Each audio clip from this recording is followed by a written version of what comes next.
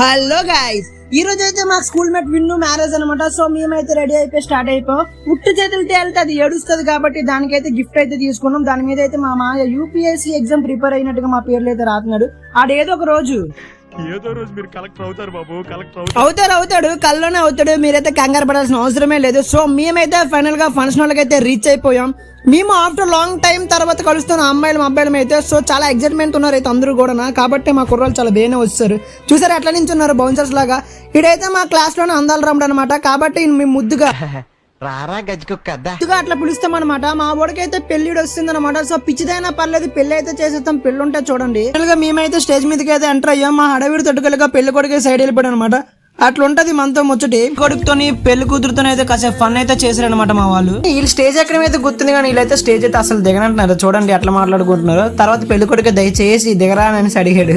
దెబ్బకైతే మా వాళ్ళందరూ కామ్ గా ఒకరితో ఒకరు అటెండెన్స్ వేసుకుని వచ్చేస్తున్నారు. మా కర్మ మాట మీకు చెప్పాను కదా పిల్లని చూడమని. వీడు బాను కూడా అనమాట. కొత్తగా పెళ్ళైంది. వీడు 10 అయితే బయట తిరగడం మానేశాడు. ఫోటో తీరా అంటే వీడియో తీస్తున్నాడు. అది మాకు తెలియగాలే. మేము చేసిన అడవిడికి మాకు ఆకలి అయితే మామూలుగా వేయట్లేదు. కాబట్టి వచ్చి మా కోట అయితే మేము కొట్టేస్తున్నాం అనమాట. కాకపోతే వీళ్ళందరితో ఇట్లా కూర్చొని తిని ఇలా ఎంజాయ్ చేయడం అయితే మాకు ఎలాగుందంటే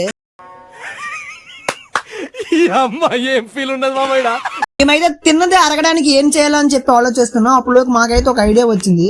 దాన్ని బట్టి మేమైతే బయటకు వెళ్ళడం అయితే జరిగింది. అసలు ఎక్కడికి వెళ్ళాం, ఏది చేసాం, అసలు పెళ్లికి అటెండ్ అయ్యాం అటెండ్ అవ్వలేదా అని తెలుసుకోవాలనుకుంటే stay tune for next video. Subscribe.